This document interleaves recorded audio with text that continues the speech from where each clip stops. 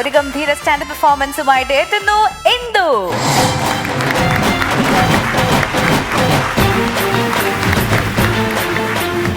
Hi, ഞാൻ ഇന്ദു, കൊല്ലംകാരിയാണേ.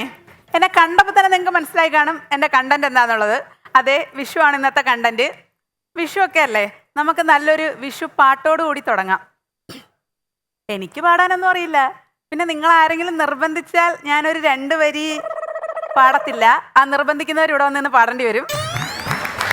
വിഷുവിനെ കുറിച്ച് പറയുമ്പോഴേ നിങ്ങളുടെയൊക്കെ മനസ്സിൽ ആദ്യം ഓടിയെത്തുന്നത് വിഷുക്കണി, കൈനീട്ടം, ഇതൊക്കെയല്ലേ. പക്ഷെ എൻ്റെ കാലഘട്ടത്തിലുള്ള പിള്ളേർക്കുണ്ടല്ലോ ഓർമ്മ വരുന്നത് എന്താണെന്നറിയോ?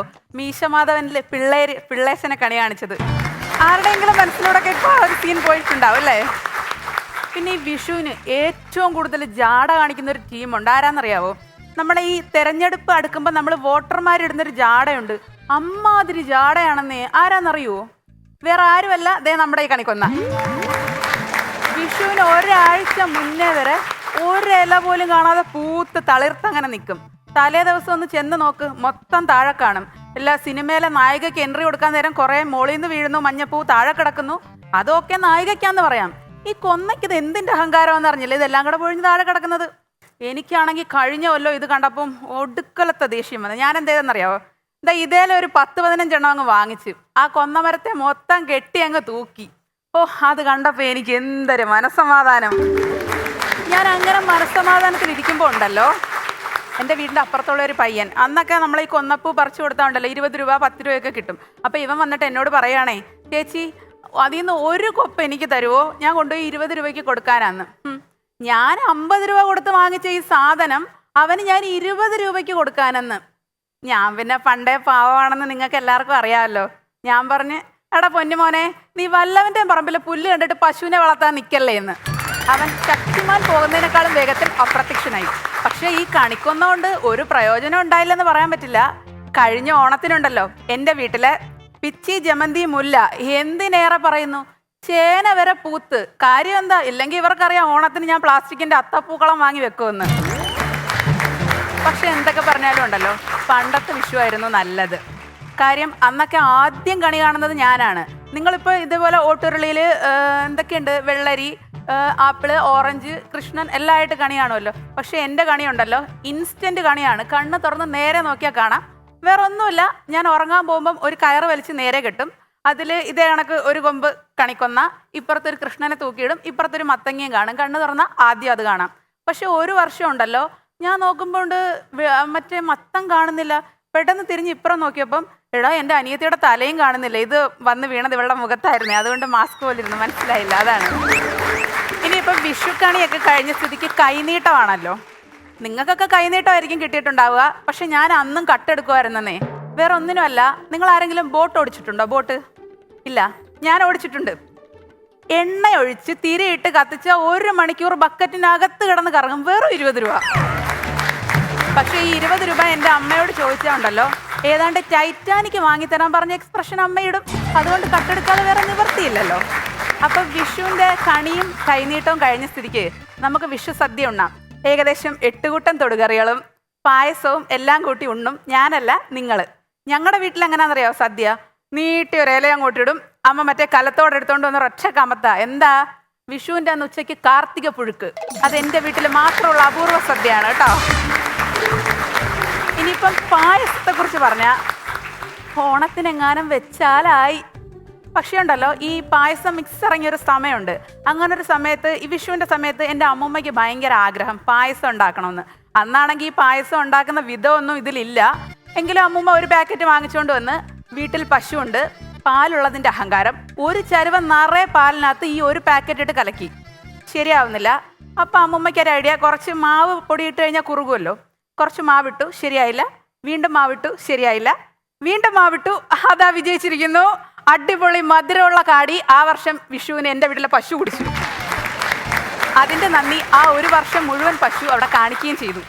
പിന്നെ ഈ ഊണമൊക്കെ കഴിഞ്ഞ് പായസമൊക്കെ കുടിച്ച് ഇങ്ങനെ ഇരിക്കുമ്പം ഞാൻ നോക്കത്താ ദൂരത്തേക്ക് കണ്ണും നട്ട് ഇങ്ങനെ കാത്തിരിക്കുന്നത് എൻ്റെ പാപ്പനെയാണ്. പാപ്പൻ എന്ന് പറഞ്ഞാൽ കൊച്ചച്ഛൻ, അച്ഛൻ്റെ അനിയൻ സരസൻ. സരസൻ എന്ന് പറഞ്ഞത് പുള്ളിക്കാരൻ രസികനായതുകൊണ്ടല്ല, പുള്ളിയുടെ പേരാണ് സരസൻ. അല്ലെങ്കിലും ഇപ്പൊ പേരും സ്വഭാവം തമ്മിൽ ബന്ധം വേണമെന്ന് നിയമമൊന്നുമില്ലല്ലോ. സുന്ദരനായതുകൊണ്ടല്ലോ നമ്മൾ ഒരാൾക്ക് സുന്ദരൻ എന്ന് പേരിടുന്നത്. പിന്നെ എനിക്ക് ഏറ്റവും വലിയ ആഗ്രഹമായിരുന്നു ഏതെങ്കിലും ഒരു വിഷുവിന് ഗുരുവായൂർ പോയി തൊഴണമെന്ന്. നിങ്ങളിൽ പലരും പോയിട്ടുണ്ടായിരിക്കുമല്ലോ, എനിക്കും ഉണ്ടായിരുന്നു അങ്ങനെ ഒരു ആഗ്രഹം. അങ്ങനെ ഒരു വിഷുവിന് ഞാനും പോയി ഗുരുവായൂർ അമ്പലത്തിൽ തൊഴാൻ. അത് നിർമ്മാല്യം തൊഴണമെന്ന് നിർബന്ധമായിരുന്നു. അങ്ങനെ ഏകദേശം ഒരു 2 മണിയൊക്കെ ആയപ്പം നമ്മൾ ക്യൂവിലോട്ട് പോകാമെന്ന് വിചാരിച്ചു. അപ്പോൾ എല്ലാവരും ഇഷ്ടമുള്ള ക്യൂവിൽ പോകാമല്ലോ. ഞാൻ നേരെ പടിഞ്ഞാറേ നടയിൽ ചെന്നു. ഭയങ്കര ക്യൂ. അപ്പം പിന്നെ ഞാൻ വിചാരിച്ചെന്നാൽ കിഴക്കേ നടയിലോട്ട് പോകാമെന്ന്. അവിടെ ചെന്നിട്ടും എനിക്ക് പറ്റുന്നില്ല, അത്രയും സമയം നിൽക്കാൻ വയ്യ. പിന്നെ നേരെ ഞാൻ വടക്കേ നടയിലോട്ട് പോയി. ഒരു രക്ഷയില്ല. എന്നാൽ പിന്നെ ഒടുക്കം തെക്കേ നട മാത്രമല്ലേ ഉള്ളൂ ബാലൻസ്, അതും കൂടി അങ്ങ് കവർ ചെയ്യാമെന്ന് വിചാരിച്ച് അവിടെ ചെന്ന് രക്ഷയില്ല.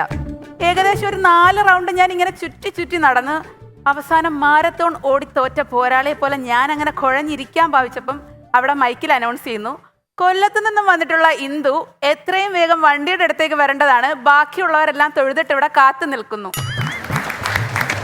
ഞാൻ മാത്രമേ കാണാതിരുന്നുള്ളൂ, ഞാനേ കാണാതിരുന്നുള്ളൂ ഉണ്ണിയേട്ടാ.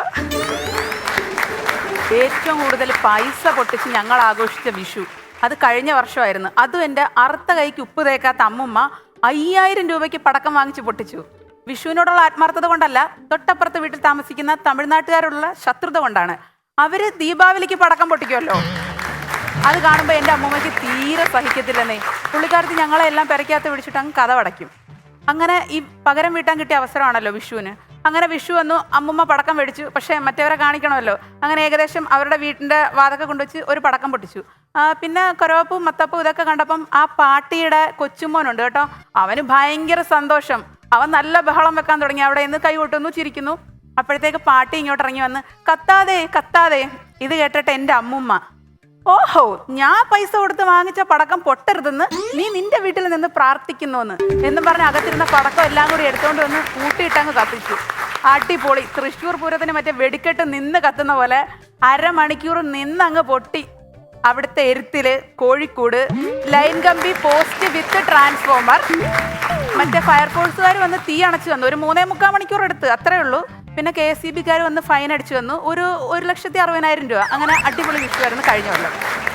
പിന്നെ ഇത്തവണത്തെ വിഷു ഞാനിങ്ങോട്ട് പോരാൻ നിൽക്കുമ്പോൾ ഉണ്ടല്ലോ, അമ്മൂമ്മേനെ തിരക്കി പാർട്ടിയിൽ നിന്ന് കുറച്ച് ആൾക്കാർ വന്ന്. അപ്പോൾ ഇവർ പറഞ്ഞേ, അമ്മച്ചി വിഷു പ്രമാണിച്ച് മുടങ്ങിക്കിടക്കുന്ന പെൻഷൻ്റെ 4 ഗഡു ഇന്ന് തന്നെ ഉണ്ട് വരണമെന്ന്. അപ്പം ഞാൻ ഇങ്ങോട്ടും പോരുന്നു, മുത്തശ്ശി അങ്ങോട്ടും പോയി. അപ്പോൾ ഉണ്ട് ഞാൻ ഇവിടെ നിങ്ങൾ ഫ്ലോറിൽ കയറുന്നതിന് മുമ്പ് ഒരു ഫോൺ കോള്. ഹലോ, എന്താ മോളെ, ഞാൻ ഇത്തവണ വോട്ട് ചെയ്യാൻ പോത്തില്ലടി. ഞാൻ ചോദിച്ചു എന്ത് പറ്റിയ അമ്മൂമ്മേ? എടി അവന്മാർ പറ്റിച്ചടി, 4 മാസത്തെ പെൻഷൻ്റെ കൂടെ 4 ലഡുവും കൂടി തരാമെന്ന് പറഞ്ഞു, അത് തന്നില്ലെന്ന്.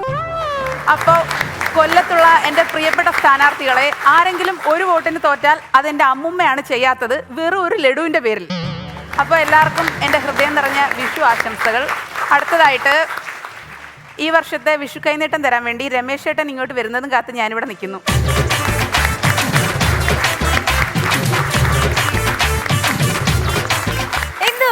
നല്ല പെർഫോമൻസ് ആയിരുന്നു കേട്ടോ.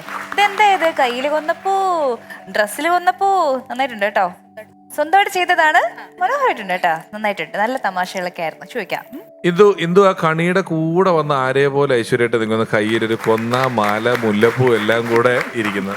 നല്ല രസമായിരുന്നു, നല്ല തമാശകളുണ്ടായിരുന്നു. കൈനീട്ടൊക്കെ ഉണ്ണിച്ചേട്ടൻ തരും. ഇവരല്ലേ തിയേറ്ററിന് പൈസ ഉണ്ടായിക്കൊണ്ടിരിക്കുന്നത്, നമുക്ക് ഇതൊക്കെ തന്നെയല്ലേ ഉള്ളൂ.